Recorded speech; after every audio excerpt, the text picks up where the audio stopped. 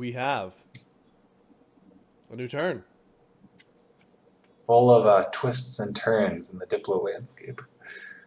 Twists and turns in the Diplo landscape, indeed.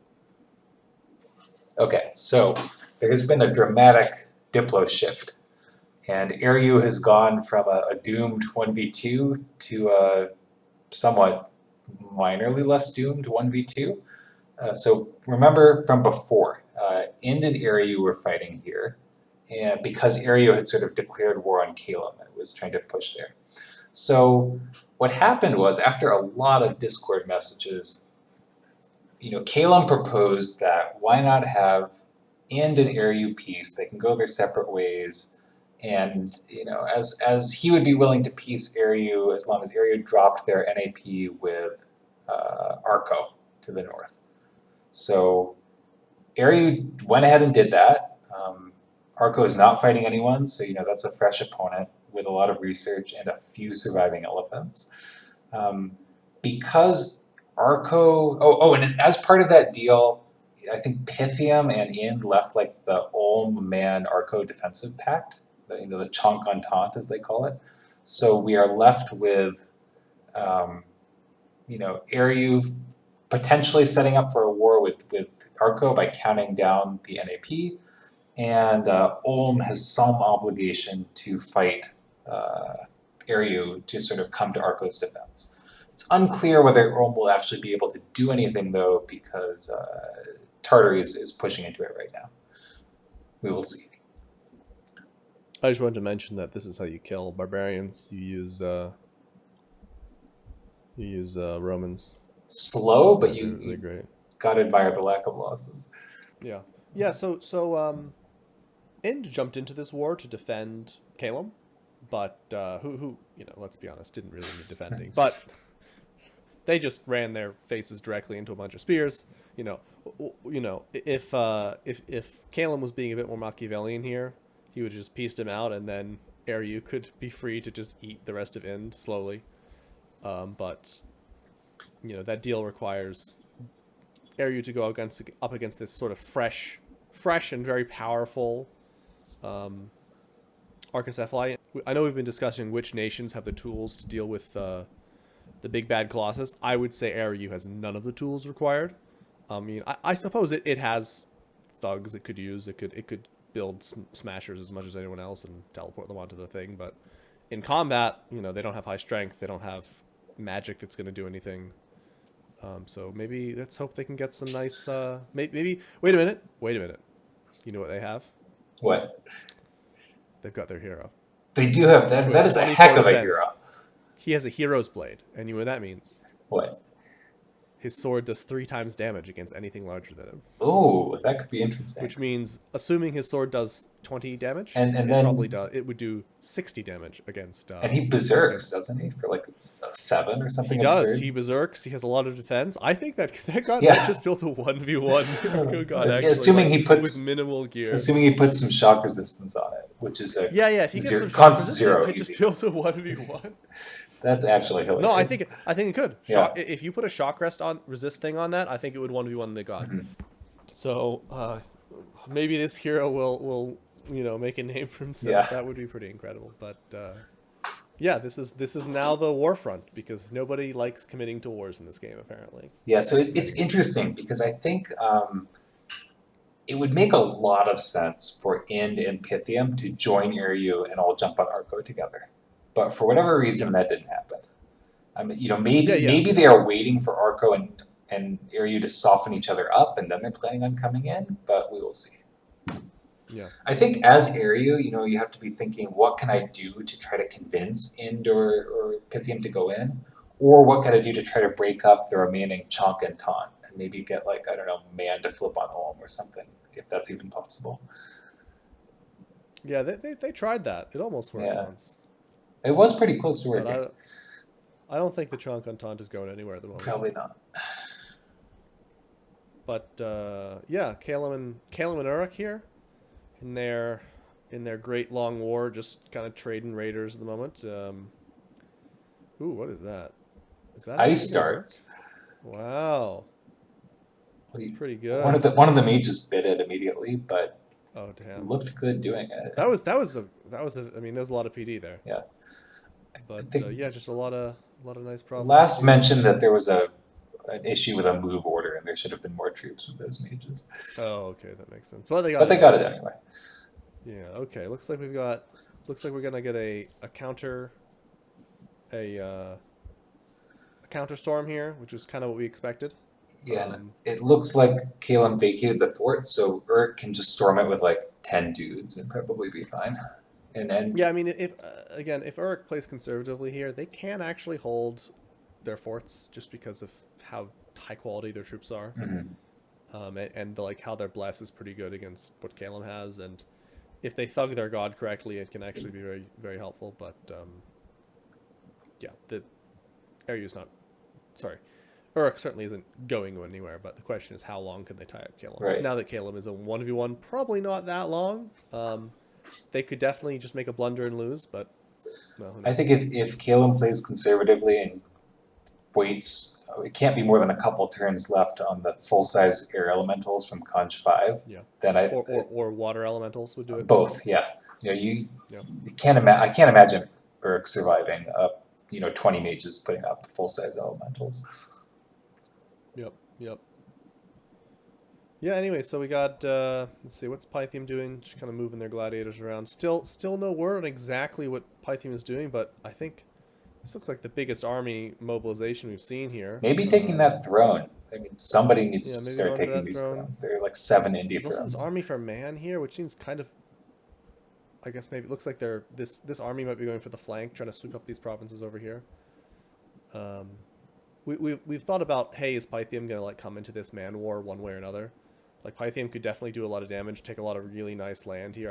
I bet Tartary would maybe cede some of these provinces in exchange for helping Oh, out the war. definitely. Yeah. So, but yeah, the big not really scary Pythium ball. Wonder what it's doing. Maybe I have to think these that, deer are probably not long for this yeah, world. sad to say. Because there's just an archdruid. There's not even like a god on this Yeah. province. It's gonna cast swarm. Not a big deal. Maybe they're gonna yeah. Anyway, cool. Let's see. Urmor's doing Urmor things, trying to just reassert itself as a force. Slowly. Put up another fort. That's Yeah. progress. Yeah, taking these outlying provinces, maybe a little slower perhaps than they could be. Again, this is an army that's probably just too big. It needs to be separated to grab the stuff more quickly. But maybe they're trying to avert the wrath of Tartary. And hey, if we just take things very slowly, Tardy will just like forget about us. That's a definitely valid tactic. Yeah, I've done that before.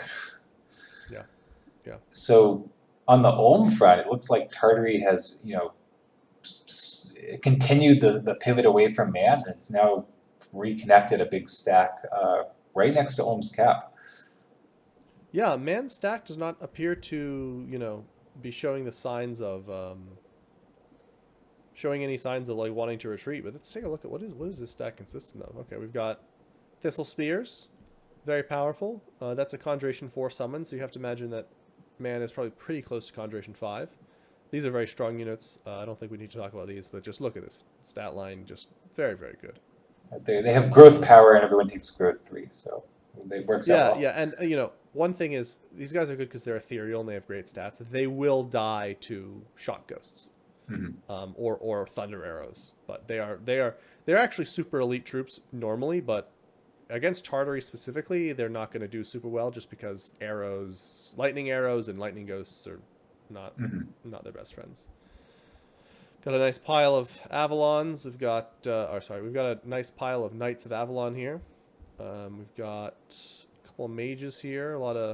It's like a bunch of N2s, N2A1s, all of which with nature gems. You have to imagine that's for either Swarm or some sort of big AoE protection spell, probably Swarm. Though there's not a ton of gems here. I imagine there's some sort of gem mule either sneaking along in this army or maybe one of these commanders. But yeah, I mean this is a force to be reckoned with. Certainly, there's a lot of swarm casters here. Yep. Swarm would do pretty well against those. Although it's a little bit tricky, you hate to see the army that's depending on Swarm that also has a bunch of cavalry that are inherently going to outrun the bugs from Swarm. Yeah, and I don't know, Tartary could, Tartary wants to get to Enchantment 5, Enchantment 4. If they got into Enchantment 4, a big thing here, they would have access to Cloud Trapeze. So if Man is knocking this army around, it's super easy to bait out all those swarms, Mm-hmm. especially on N2s who catch Swarm much faster than N1s. Though they are spell singers, so they are going to slow down their casting here. You could, if But you're yeah, willing to suicide a mage or two, and some gems on yeah, them, I think Tartary could do that every turn, no problem. yeah, absolutely. You maybe wouldn't even need to suicide. Yeah, a Um, retreat order might do it after 2 or 3 exactly. rounds.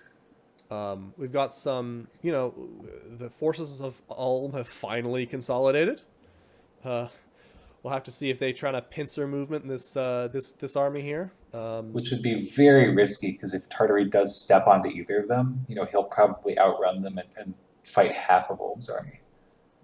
Yeah, I know I said that. Hey, maybe Tartary can just step onto Ulm here. I think it would be tricky. It's definitely not impossible that they will win. Ulm's in a bit of a bad spot because they if they try to combine, they're at risk for only fighting with half their army. If they don't try to combine, Tartary could move down and maybe one turn siege that fort right below it. Yeah, it's possible. I would say this is a good spot. This still allows them to get back to their land. Would be a good play for Tartary next turn. Just kind of picking off these Ulm forts, which I think is the good play against Ulm. Just kind of pick them off slowly, and letting them sort of Ulm sort of attrition to death, because Ulm is getting a lot of income from its nice forts, but it doesn't actually have like a ton of provinces here. So taking a chunk out of their forts is gonna take their income from like pretty near the top to not so much. Yeah, I mean, ultimately, Tartary needs to force a peace agreement out of one Yeah. probably both of these two because they'll probably piece together.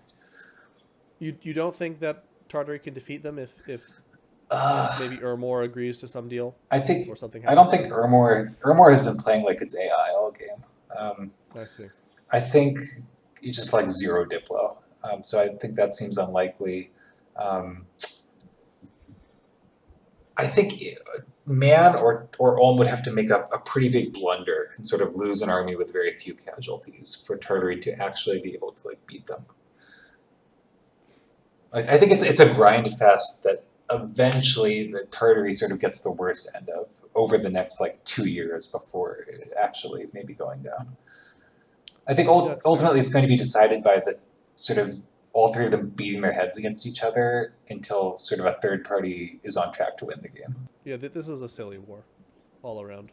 Yeah, and so the big question, of course, is what would happen if the Tartary Doom stack collides with the Man Doom stack? I don't know, Jamanon. What would happen? Well, I'm glad you asked because we are introducing a new feature here on Monday Night Dominions. It's called Enter.